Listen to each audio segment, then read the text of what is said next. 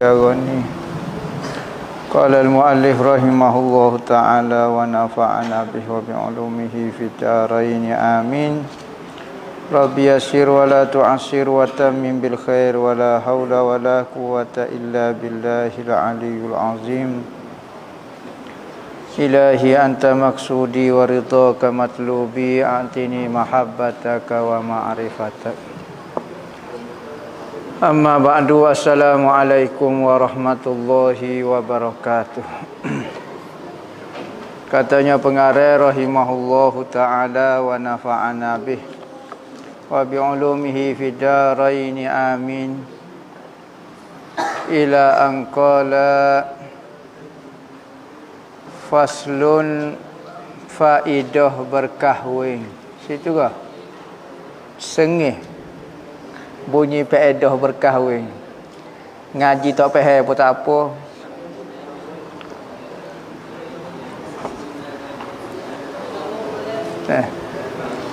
Faedah berkahwin dan kelebihannya berkahwin. Faedah berkahwin dan kelebihan berkahwin. Setelah diketahui segala jalan yang membawa kepada kebinasaan bagi orang yang berkahwin. Sebelum ni kita belajar mengenai kebinasaan. Risiko-risiko yang akan orang hadapi apabila dia berkahwin. Gapo dia masalah? Sekarang kita dok mengaji pula kelebihan dia pula. Sewajarnya pula kita mengetahui faedah berkahwin dan kelebihannya kelebihan berkahwin. Ada amalan kita belajar tapi tak boleh beramal. Tak boleh beramal lagi lah ni.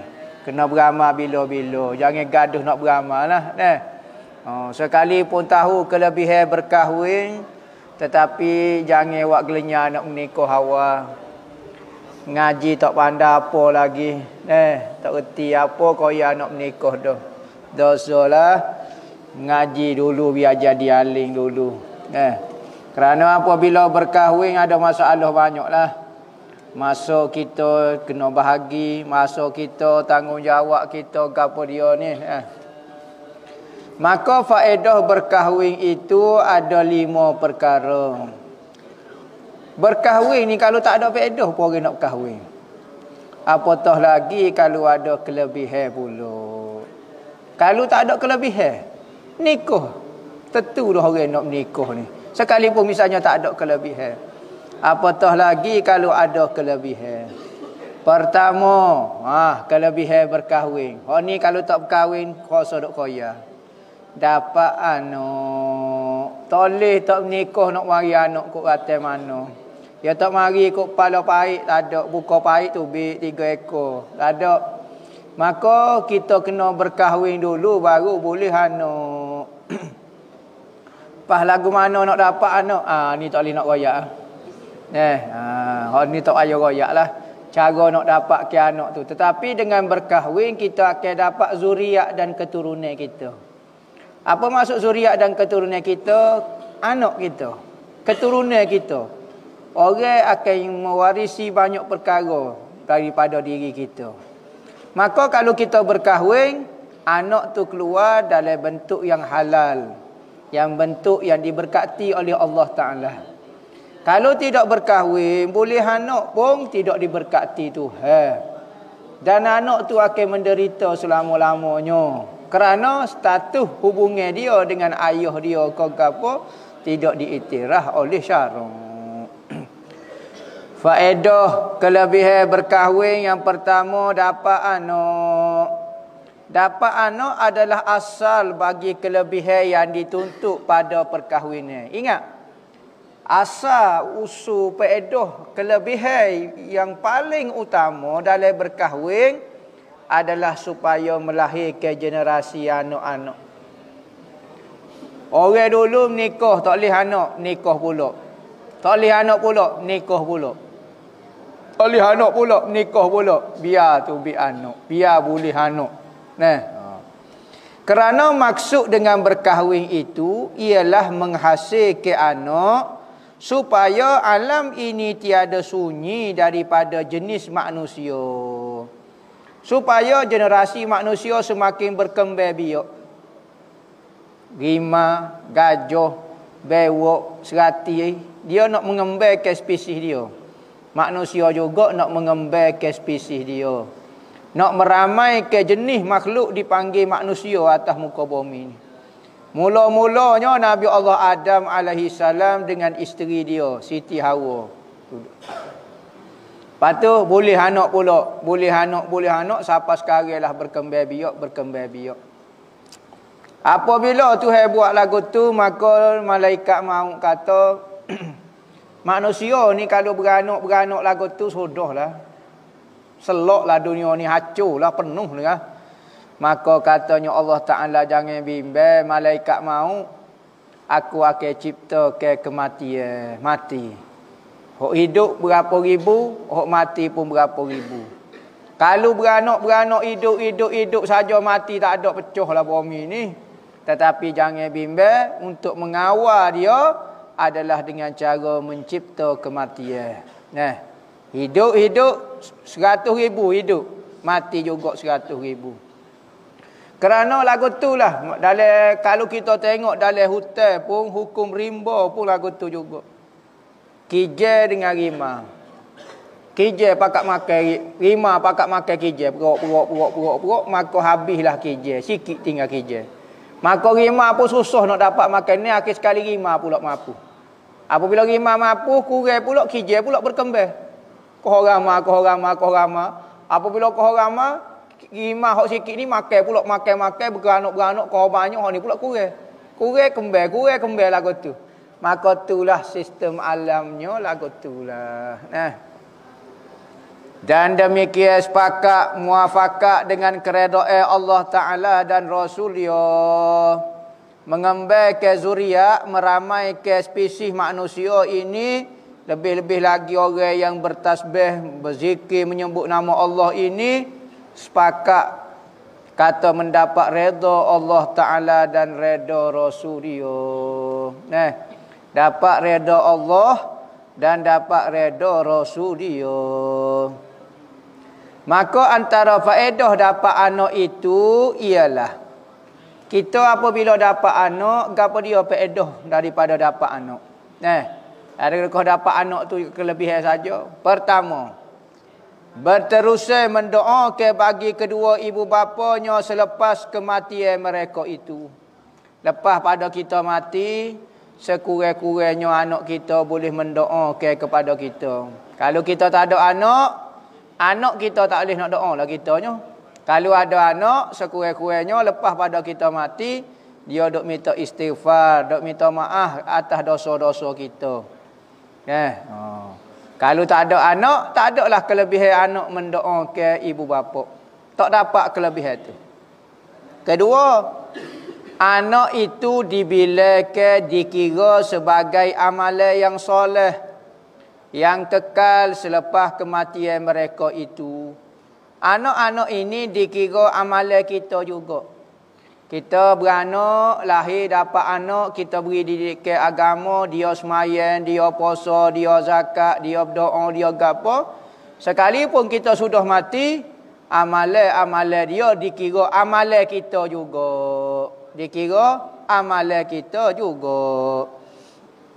Seperti hadis yang diriwayatkan oleh Abi Hurairah, bahawasanya Nabi sallallahu alaihi wasallam bersabda, Nabi kata gapo, iza mata ibnu adama in qata'a amaluhu illa min salas, sadaqatin jariyatin aw ilmin yuntafa'u bihi aw waladin salihin yad'u lahu, rawahu Muslim. Maksudnya apabila mati seorang anak Adam, manusia ni dipanggil anak Adam ataupun anak cucu Nabi Adam. Saya bukan cucu dia, saya cijak nyak. Tetapi manusia menisbah ke anak cucu juga. Biarlah bukan cucu betul, Nah, berapa ribu generasi dah kita ni dengan Nabi Adam alaihi salam. Maka apabila matilah manusia, anak Adam ni manusia, spesies makhluk dipanggil manusia. Nescaya putuslah segala amalan dia, amalan anak Adam saat ni tak boleh beramal dah apabila kita mati. Apabila mati nak semaya tak boleh, nak puasa tak boleh, nak zakat tak boleh, nak buat amal ibadat, nak menambah kebajikan tak ada dah. Tak ada gapo satu dah. Nak tambah subhanallah sebutir tak boleh dah. Habis dah peluang awak untuk buat amal ibadat. Melainkan daripada 3 perkara jua. Yakni 3 perkara itu masih dikira amalan kita sekalipun kita sudah mati. Selain daripada 3 amalan itu, tu bukan amalan kita. Tak boleh nak tambah, tak boleh nak gapo dah. Kecuali lah orang yang hidup buat amalan zikir, selawat, ada pahala, hadiah kepada kita. Tu tak apa. Mana kalau kita sendiri tak boleh nak tambah amalan dah apabila kita mati. Pertama, sedekah yang diwakafkan. Kita sedekah.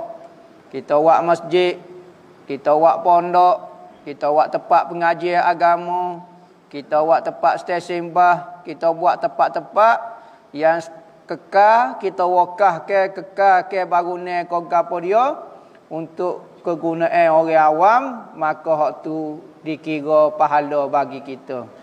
Sekalipun kita mati dah tuan dia. Siapa dia wakaf masjid ni? Lama dah mati, 100 tahun lepas dah mati.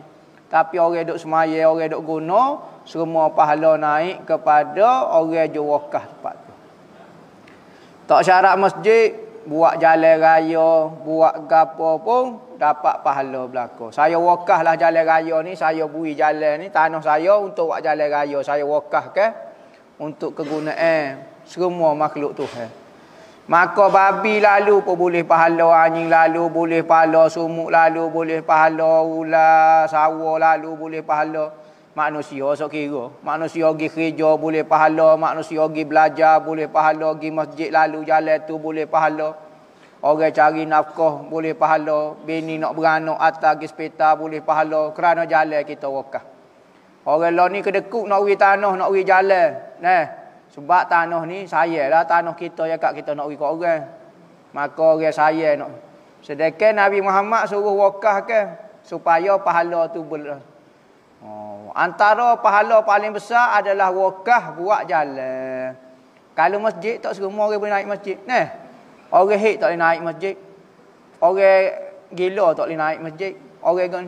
Tapi kalau wakaf jalan ni, babi pun lalu boleh pahala. Bukan kata manusia, babi lalu boleh pahala. Masjid, kalau buat masjid, ada babi jadi imam? Tak ada. Maka orang kata pahala paling besar wakaf buat jalan. Wakaf jalan. Ada tanah kau apa dia kau, beri untuk orang buat jalan. Boleh pahala besar. Orang tak ada air semaya lalu pun tak syarat gapo dia boleh pahala belaka memudahkan urusan orang Islam. Kedua, ilmu yang beri manfaat. Dia beri ilmu kepada seseorang. Seseorang pun guna ilmu dia. Ilmu masuk, ilmu agama, ilmu dunia pun hak penting ilmu tu manfaat kepada masyarakat, manfaat kepada manusia. Semua tu boleh pahala belaka ke dia kerana menolong kepada masyarakat, beri pengetahuan ilmunya. Maka sekalipun tuan tu mati lama dah, tetapi pahala dia masih berterusan sampai sekarang kerana mengajar ilmu yang sangat berguna kepada orang. Orang ni pandai kerana kita. Orang ni pandai baca Quran, orang ni pandai masuk, orang ni pandai menukar kelebihan-kelebihan. Boleh pahala kita belaka.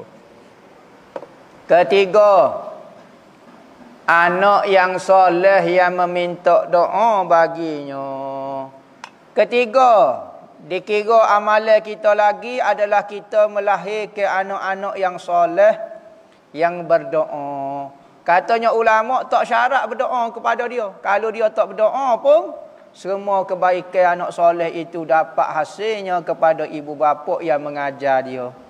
Ibu bapa tak ajar tapi dia duit, bayar yuran atas anak ngaji pondok, anak boleh baca Quran, anak kenal Tuhan, anak betul semaya, maka boleh pahala dia semaya pak tua, hasil daripada bayar yuran mak ayah dia, maka boleh pahala pak dia. Lagu tu. 3 benda dikira amalan kita sekalipun kita mati. Selain daripada 3 amalan tu, tak boleh nak buat dah, tak boleh nak buat guana, tak boleh nak buat dah amalan kita. Habis dah apabila mati tak boleh nak buat apa dah. Maka perbanyakkanlah wahai manusia pada memberi sedekah. Mudah-mudahan sedekah sekalipun tak banyak, RM1 RM2 pun, hak penting orang nak buat wakaf ni. Orang nak buat pahala kebajikan, orang nak buat pondok, orang nak buat masjid, kita pun bui. Orang nak buat jalan ni, kita pun bui sikit. Dan berbuat wakaf. Wakaf hak penting ni. Wakaf lah gapo kopah telaga, gapo dia. Siapa dia boleh minum telaga tu, gapo dia pun boleh pahala besar. Menuntut ilmu dan belajar serta mendengar ilmu yang beri manfaat. Banyak ke menuntut ilmu, belajar ilmu yang manfaat, mendengar ilmu, dengar nasihat, dengar teguran, dengar gapo macam-macam lah ni. Kalau kita tak boleh pergi dengar kuliah, kita dengar kod live. Lah ni ada macam-macam saluran nak belajar ilmu. Benda lain kita tengok banyak dah. Sekurang-kurangnya sehari biar ajar agak tengok orang-orang nasihat kepada diri kita. Boleh pahala. Dan berdoalah semoga engkau dikurniakan anak yang soleh, anak yang baik. Kerana anak yang baik itu dikira pahala bagi ibu bapa dia. Kalau kita melahirkan anak yang jahat, tengok bapa anak tu jadi jahat. Kalau anak tu jahat daripada hasil usaha dia sendiri, dialah yang tanggung dosa apa. Tapi kalau budak tu jahat kerana hasil didikan kita, kitalah yang akan menanggungnya. Lagu tu. Sebab itulah anak yang soleh itu dikira pahala, sebagaimana anak yang jahat itu dikira dosa kepada ibu bapa kerana dia yang mengajarnya. Kerana 3 perkara ini jua yang boleh memberi manfaat bagi diri kamu selepas bercerai nyawa kamu daripada badan. Apabila mati, 3 perkara inilah yang membantu kamu. Dikehendaki dengan anak yang soleh dalam hadis tersebut itu ialah anak yang mukmin. Pertama kena Islam. Kalau bukan Islam, tak masuk dalam kategori hamba yang soleh, yang baik. Sekalipun melahirkan anak, tapi anak kita tidak orang mukmin, berat. Sekalipun dia orang paling baik sekali, orang yang paling banyak buat kebajikan, orang yang paling banyak buat usaha amal, tolong orang ke gapo, tapi dia bukan orang mukmin, tak masuk dalam kategori anak yang soleh. Syarat pertama anak yang soleh adalah anak yang beriman dengan Tuhan. Kerana doa orang yang mukmin bagi ibu bapaknya itu memberi manfaat. Doa orang mukmin memberi kesan kepada ibu bapa dia.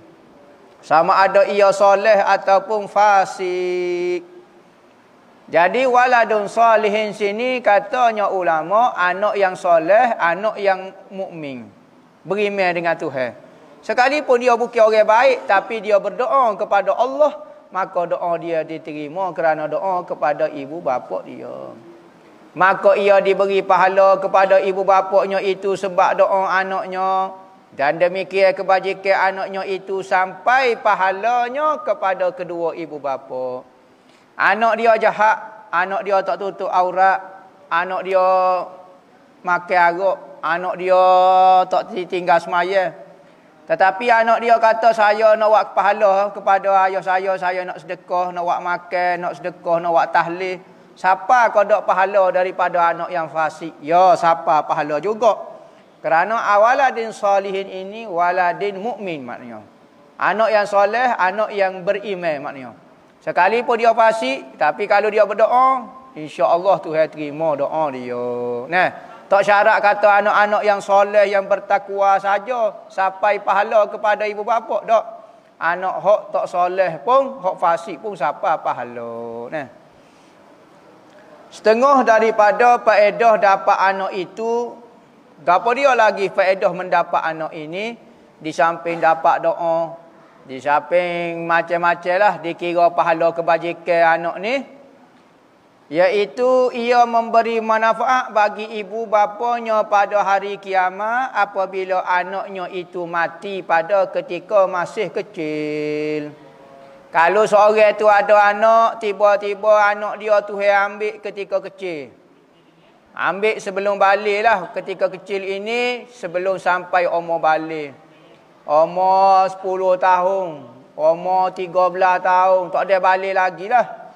Umur 2 tahun. Umur setahun. Umur apa dia? Bapa? Apabila kerana sabda Nabi SAW, Inna tifla yajurru li abawaihi ilal jannah. Hadis riwayat Ibnu Majah daripada hadis Sayyidina Ali. Maksudnya, kanak-kanak kecil yang mati itu akan menarik kedua ibu bapaknya masuk ke syurga. Budak-budak hok mati, maka dia akan mati dibangkitkan. Apabila dibangkitkan, disuruh masuk syurga, tak boleh masuk dia. Bapa awak tak boleh masuk syurga, saya nak ibu bapa saya juga masuk syurga. Maka malaikat-malaikat akan panggil. Siapa dia ni? Mokpok kepada budak ni. Nama sekian-sekian. Mari, masuk sekali. Temui anak awak masuk dalam syurga. Kelebihan, kalau orang tak ada anak, tak ada keistimewaan tu. Keistimewaan ni hanya boleh bagi orang yang ada anak dan mati. Bukan suruh doa anak kita mati. Tetapi kalau mati pun ada kelebihan, kalau hidup pun ada kelebihan anak ni. Syarat sebelum pada balik. Kalau lepas pada balik, boleh tarik kita tak? Tak boleh tarik kecuali anak kita tu ulama. Kalaulah anak kita tu orang yang hafal Al-Quran, beramal dengan Al-Quran. Kalaulah anak kita itu mati syahid, mungkin. Manakala semata-mata boleh anak, tak boleh nak tarik ibu bapa kita masuk syurga, tak boleh. Kecuali sebelum pada balik.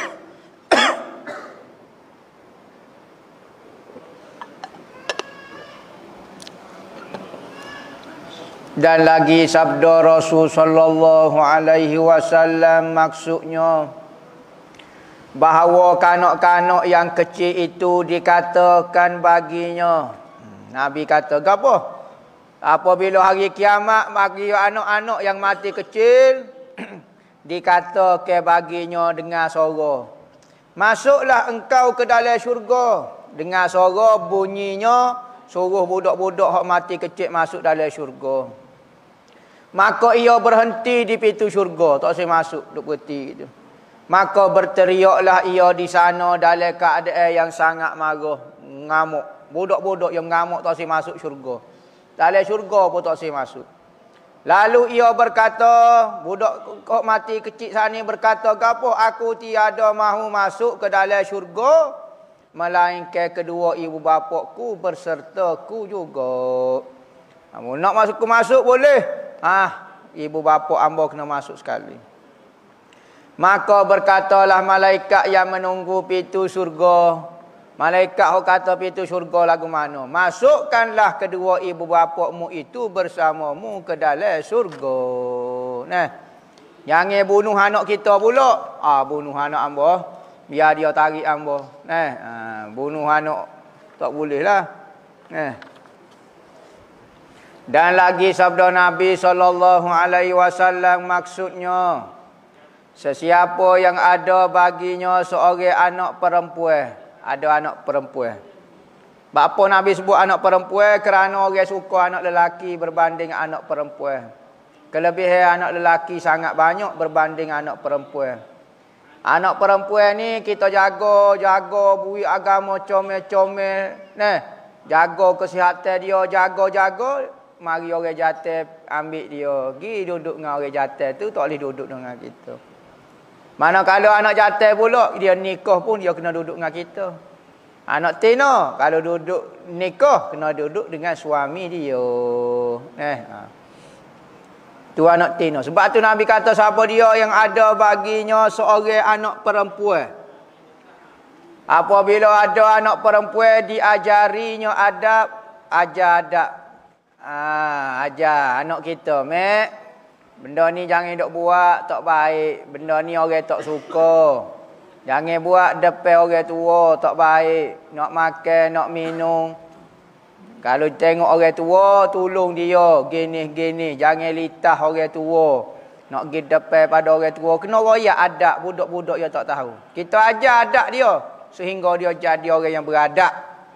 Dan membaik ke adabnya. Ajar sungguh-sungguh. Ajar biar molek.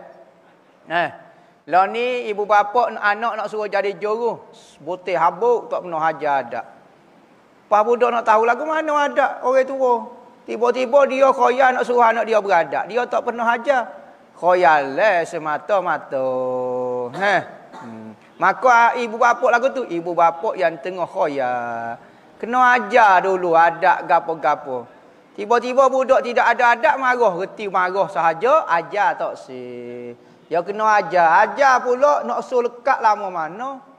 Kena ajar ketika kecil. Jangan ajar ketika besar. Ajar ketika besar tak dengar kata dah. Dan dia jadi buluh dah. Kita paut-paut. Dia tak bekah atas muka. Terbelah lah muka kitanya. Manakala nak suruh jadi pelembut dia. Ketika dia masih rebung. Masih lembut lagi. Kita nak bentuk lagu mana boleh. Maka budak ni ketika kecil kena ajar. Jangan budak main gapo-gapo tak ajar. Sengih orang tua. Bahasa orang tua tak erti. Anak-anak main kubab gapo dia kau pergi rumah orang ambil kayu katok goning kau gapo. Oh budak ke. Ambil kayu katok atas pok. Tak erti jaga anak. Beranak erti adak tak erti. Anak memang dia tak erti. Betul dah tak salah dia budak dah. Kerana budak dia tengah duk belajar. Dia tak tahu betul kau salah. Sebab itulah Nabi. Nabi antara Nabi pesan jauh ke masjid daripada budak-budak. Apa? Orang gila, budak-budak, orang hek. Jangan mari dekat dengan masjid ambo. Ulama kata apa budak-budak juga dilarang masuk dalam masjid kerana mengganggu. Orang nak semayang, orang nak berzikir, orang nak gapo. Maka antara kesal budak masjid duduk selok kain tu imam misalnya, maka budak tu jadi pendek umur. Duduk dalam majlis, ganggu majlis, maka orang dalam situ pun doa tak comel kepada budak tu. Akhir sekali budak tu jadi keras kepala, jadi sakit, jadi goni, macam-macam perangai jadi pelik gapo kerana didoa oleh orang duduk dalam majlis tu. Lagu tu. Maka kena jaga adab, ajar adab kepada anak. Maka kalau kita ada anak perempuan, kita ajar adab dia dan memberi makanan kepadanya, kita jaga moleklah, beri makan, berjaga adab dan membaikkan makanan dia, beri makanan molek-molek, jangan makanan hok kosi-kosi dan menyempurnakan dengan segala nikmat yang Allah Taala sempurnakan atasnya itu. Maka jaga belakalah semua keperluan dia, untuk pembesaran dia anak tino saat ni. Nescaya anak perempuan itu memeliharakan baginya pada pihak kanan dan pihak kirinya daripada api neraka hingga ia masuk dalam syurga. Kalau anak kita latih tarbiyah lagu tu, insya-Allah di hari akhirat anak tino tu kita yang menjaga kita sehingga tak kena api neraka. Kanan kiri anak kita cara. Api nak mari anak kita cara sehingga boleh masuk syurga. Lagi sabda Nabi SAW, maksudnya tiada seseorang yang memberi rezeki kepada anak perempuan. Kita ada anak perempuan, kita sayang ke dia, beri makan ke dia, beri gapo ke dia. Maka ia memberi kebajikan kepada keduanya dengannya. Nescaya aku dan dia di dalam syurga seperti keduanya dan ia memacokkan sekalian jari tangannya yang mulia. Maka katanya Nabi, siapa dia yang buat baik kepada anak perempuan? Orang Arab ke orang gapo dia tak suka anak perempuan. Dia suka anak lelaki. Kerana lelaki mewarisi diri kita, keturunan kita. Kalau anak perempuan dia akan berkahwin dan mewarisi keturunan orang lain, bukan keturunan kita. Maka jadi macam tak berapa nak berbangga dengan anak perempuan.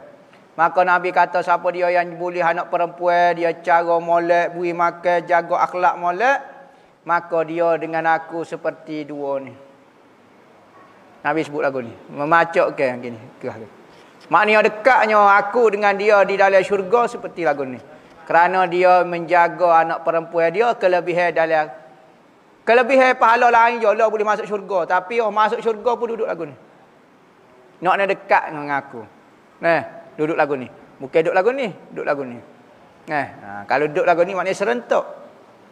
Nabi sebut dalam hadis, aku dan hari kiamat seperti ini. Dalam riwayat kata ketangi duduk lagu ni. Berarti dekatnya hari kiamat dengan Nabi Muhammad. Dekat dah. Ada riwayat kata dok, Nabi tunjuk ke depan gini. Serentak. Aku dan hari kiamat lagu ni. Lagu ni maknanya serentak. Aku lahir itu menunjukkan kiamat nak berlaku dah tu. Kalau selagi mana aku tak wujud, aku tidak dibangkit. Berarti kebangkitan aku sebagai Nabi seolah-olah kiamat gini dah. Ada riwayat kata duduk lagu ni. Duduk gini maknanya dekat dah. Maka ada riwayat kata lagu ni, ada riwayat kata lagu ni. Jadi hak ni gini. Aku dengan dia pada hari kiamat. Lagi sabda Rasul sallallahu alaihi wasallam, man kunna lahu salasu banatin au salasu akhawatin fattaqallahu wa aqama alaihinna kana ma'i fil jannati hakaza wa auma bis sababati wal wusta. Maksudnya siapa yang ada baginya 3 orang anak perempuan, seorang, 2 orang, 3 orang anak perempuan. Atau 3 saudara perempuan, dia ada 3 adik perempuan, ataupun 3 kakak perempuan, ataupun kakak seorang 2 adik, kau ikutlah. Penting ada adik-beradik tino. Ia bersabar atas kesusahan mereka dan di atas keduanya. Sabar dia cara ke adik tino dia, sabar dia cara kepada anak tino dia. 3 orang ni. Orang tino ni payah nak dengar kata. Orang tua kata, pera kubas kandel lebih mudah daripada pera seorang orang tino. Anak dara. Payah tak dengar kata. Maka Nabi pun sebut, kerana payah nak cara anak tino ni, maka Nabi sebut kelebihan banyak. Bapa tak sebut melihara anak lelaki, sebab orang lelaki dia mudah basuh sikit. Sekalipun payah dia, tapi dia mudah. Orang tino sekalipun mudah, tapi payah. Nabi sebut kelebihan. Siapa dia yang bersabar ada 3 adik-beradik tino, 3 anak tino. Nescaya Allah Ta'ala memasukkannya ke dalam syurga dengan kelebihan rahmat kepada mereka itu. Dan Nabi pun sebut tunjuk ini. Masukkan namai adalah memasukkan Rasulullah, Allah Ta'ala, dia akan bersama aku di dalam syurga. Begini katanya Nabi. Seperti sababah wal wusta. Sababah ni sababah, jari tunjuk, dan jari tengah wusta. Maka seorang lelaki bertanya, jika 2 orang wahai Rasulullah. Saat ni dia kata 3 orang. 2 orang lagu mana ya Rasulullah? Adakah seperti demikian itu? Maknanya boleh pahala kebajikan duduk dekat denganmu juga ya Rasulullah. Sabda Nabi maksudnya 2 orang perempuan seperti itu juga. Ya 2 orang pun tak apa juga. Ada anak tino 2 orang, kita cara molek. Ataupun ada adik 2 orang, kita cara molek, kita abang ke apa. Kelebihan dia kata. Maka lelaki itu bertanya lagi, atau seorang perempuan wahai Rasulullah, adakah lebih? Kalau seorang lagu mana Ambo ada seorang adik ambo tino. Ambo ada seorang anak tino. Lagu mana? Sabda lagi maksudnya atau seorang seperti demikian juga kelebihan dia. Dan lagi sabda daripada Zuhair bin Alqamah.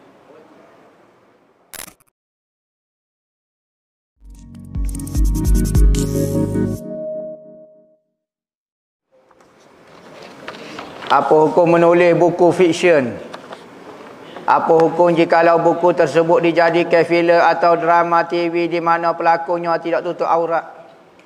Adakah penulis yang akan menanggung dosa sedangkan penulis menulis watak dalam buku tanpa sebarang perincian? Tak berdosa lah sebab dia nulis buku, orang lain buat cerita. Dia hanya menulis buku. Nulis buku dia tulis watak, contohnya ikutlah nama A. A tak ayat kata buka telekung kau pakai baju ketat, itu tak tulis. Telah bergocoh dengan raksasa. Itu ayat kata lagu mana.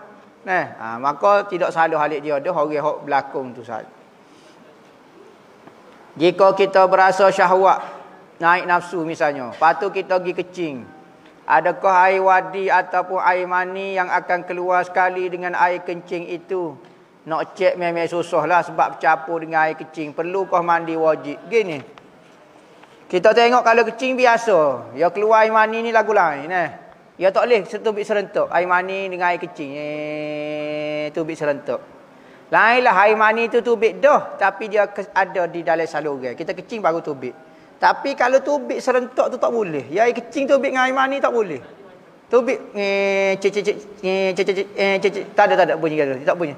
Dia kena tubik dulu sudah barulah air kencing tu tubik. Maka kalau kita kencing tu tak tubik air mani Air wadi sama hukum dengan air kencing, hukum dia najis. Wadi ni lagu apa ni? Ketika kita naik nafsu akan tubik air warna cerah lagu tu, macam air liur gitu tapi dia melekit.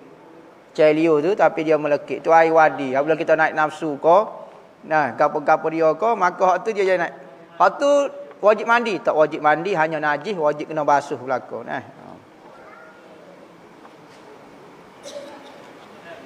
Macam mana kalau orang lelaki ambil mudah tetap solat Jumaat. Hari Jumaat dia kerja tapi boh bagi balik solat tapi dia dah pergi Jumaat minggu ni. Minggu depan dia tak pergi. Dia selai-selai tanpa sebab. Sebab dia kata 3 kali berjumaat baru tak boleh. Siapa dia kata lagu tu?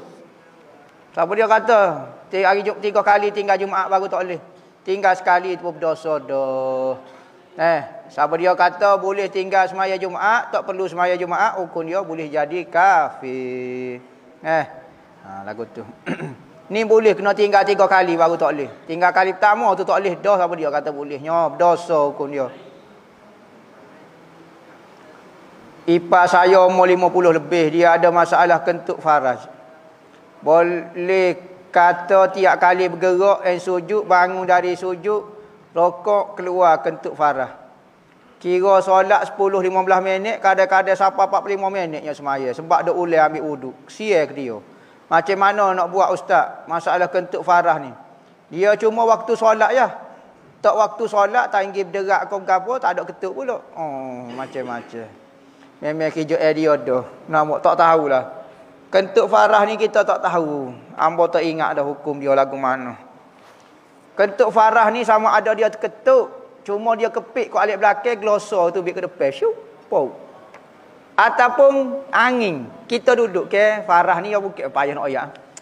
Payah nak tunjuk pun jadi takut jadi pelik sangat buat ni mikir. Jadi benda lagu tu, terkepik lagu tu, ia jadi kadang-kadang ia ada gelembung angin. Duduk celah tu dia ada gelembung angin. Bukan dalam farah pun, dia macam duduk terkepik lagu tu ada gelembung angin. Maka kita gerak sikit, angin tu berkeluar. Bukan ketuk pun. Dia angin hok terkepik di celah-celah tu. Misalnya orang tu berisi apa dia, isi saja penuh situ. Maka jadi terkepik dengan angin. Mungkin lagu tu.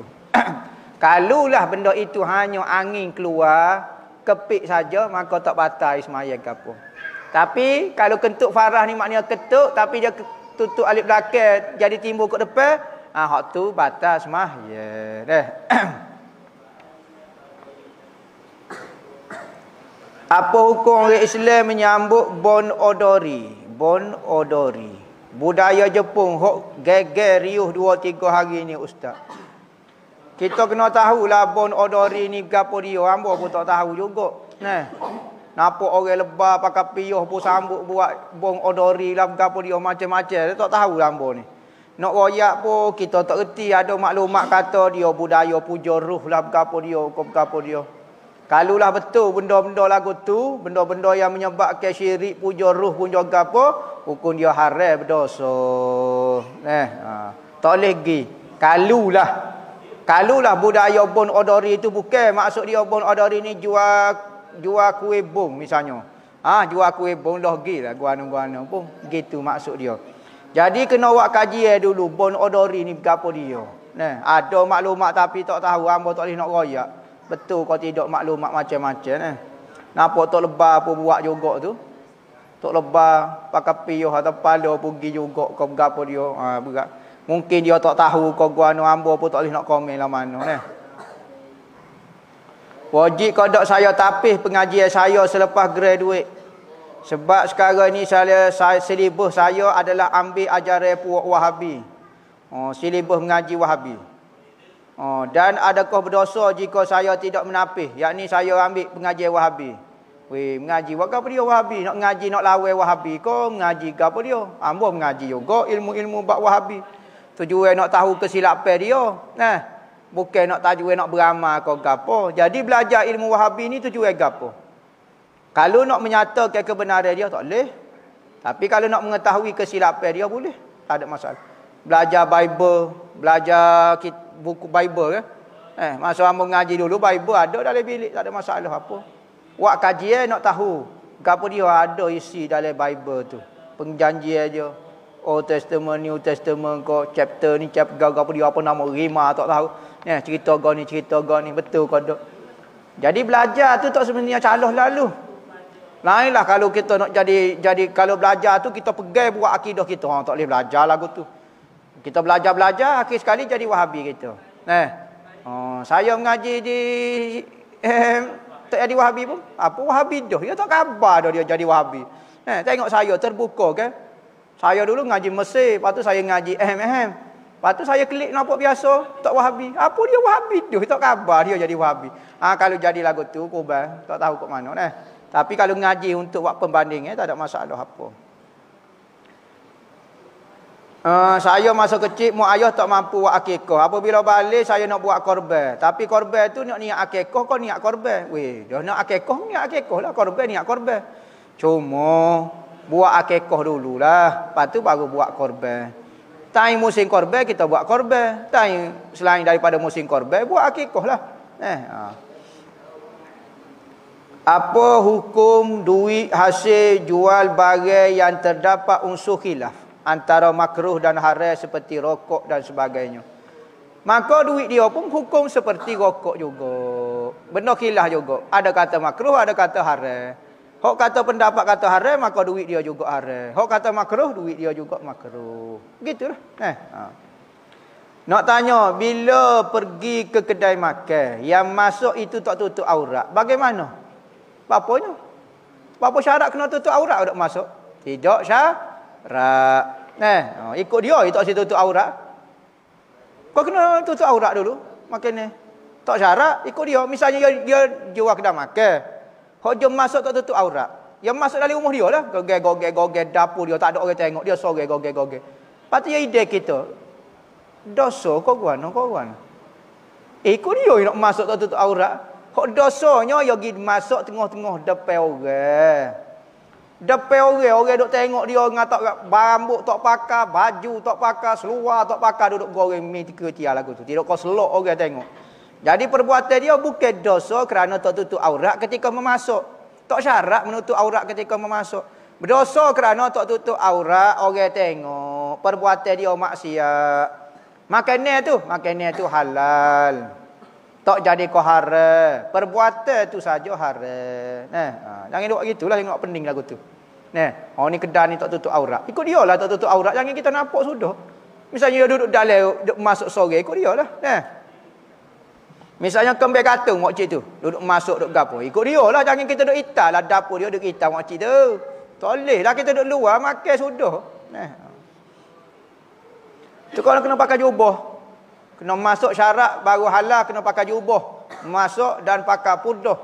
Dan ikut sunnah dan berselawat sambil berqasidah. Baru sah. Baru halal makanan itu. Tak boleh lah. Macam mana kita nak lahirkan rasa bersyukur dalam diri kita. Tengok nikmat Tuhan atas diri kita sangat banyak. Ajar terima kasih ke Tuhan. Kita boleh makan, boleh minum, sehat macam-macam. Saya pernah dengar doa mampu mengubah takdir. Soalan saya, kalau saya berdoa dipanjangkan umur. Doa tersebut mampu ubah takdir kematian yang Allah Ta'ala dah tetapkan dulu. Dah panjang doa. Maka Tuhan terima, Allah terima tu suku pasal. Kalau Tuhan terima, maka umur kita pun jadi panjang. Lagu tu lah. Lagu mana jadi panjang? Dah Tuhan kata lagu tu. Ad-du'a'u yunfa'. Doa itu memberi manfaat. Ustaz, boleh kau ajar sifat 20? Belajarlah sifat 20. Ramai orang boleh belajar sifat 20. Cari hok dekat-dekat mengajar sifat 20. Hamba duk mengajar dah ke kitab mengajar bab sifat 20 banyak dah. Dengarlah live dah. Ustaz, sekarang ni trend orang buat konten kat TikTok. Buat konten kat TikTok, ya ayat apa dia? Ada satu ayat tu dia tulis lagu ni. Kalau I jadi suami you, kalau I jadi suami you, kalau you tak nak bagi rider, apa dia tahu? I jandakan you. Tak faham apa ayat ni, apa dia ni. Tak reti kita ayat-ayat pikat lain pelik-pelik lagu ni.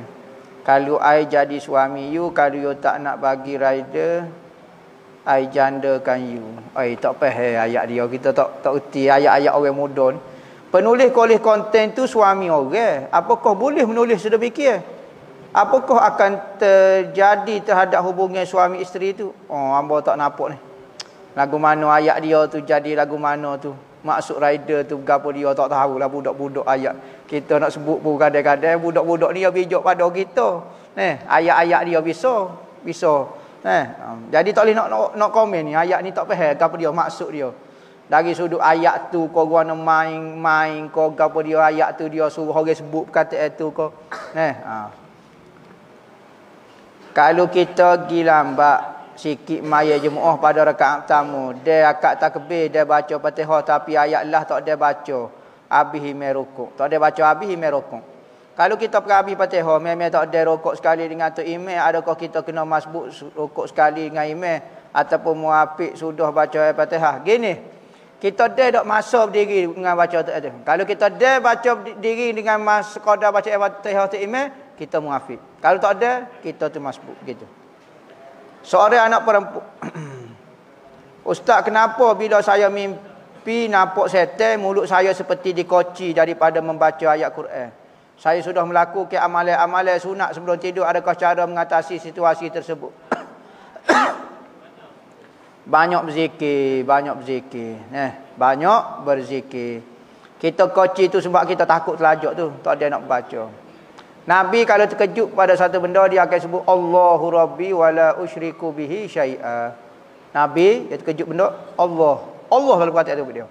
Allahu Rabbi wala usyriku bihi syai'a. Ajar terkejut benda sebut Allah dulu. Maka lepas waktu barulah kita boleh baca, boleh gapo.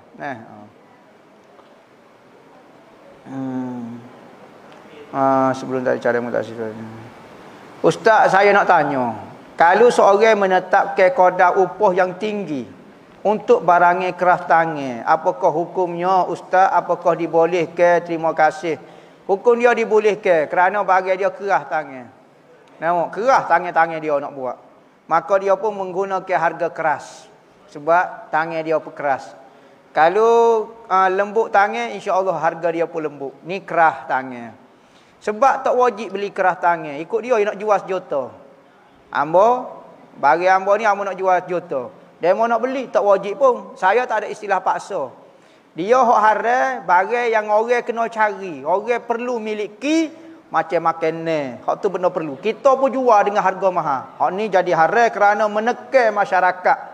Terpaksa kena beli makanan, tapi menekan dengan harga yang mahal. Tapi bagi keras tangan wajib beli ke tak? Tak wajib. Maka tak ada istilah menekan orang untuk membeli dengan harga yang mahal. Saya kena motor Vespa. Comel. Harga dia motor berapa? Hak ni sama-sama pok kita ni. Ambil letak dalam 60,000. 60,000 sama-sama kita. Kalau orang lain yang mau jual 100,000. Nampak? Mahal kata. Ikut demo tak wajib dah. Kau pun semaya tu wajib ikut demo. Kalau demo tak siap, ambo tak paksa langsung pun. Ambo kena diri aku mau paksa. Demo sendiri, ambo tak faham. 60,000 dah. Jadi atas dia lah. Dia nak jual murah, nak jual mahal, terpulang kepada dia. Bahkan Nabi larang orang menetapkan harga siling. Harga siling ni harga tetap. Barang ni kena jual dengan harga 10 riyal berlaku. Tak boleh jual harga lebih. Tak boleh. Nabi marah harga siling ni kerana rezeki. Jangan sekat rezeki orang. Ikut dia nak jual berapa. Kecuali barang-barang hok daruri macam sebut tadi dah. Ustaz, dalam hadis menyatakan haiwan korban akan jadi binatang tunggangan kita pada hari akhirat. Tapi memadai kau kalau hanya satu bahagian daripada 7 bahagian lembu? Adakah dikira dapat? Naik 7 orang atas lembu seekor tu.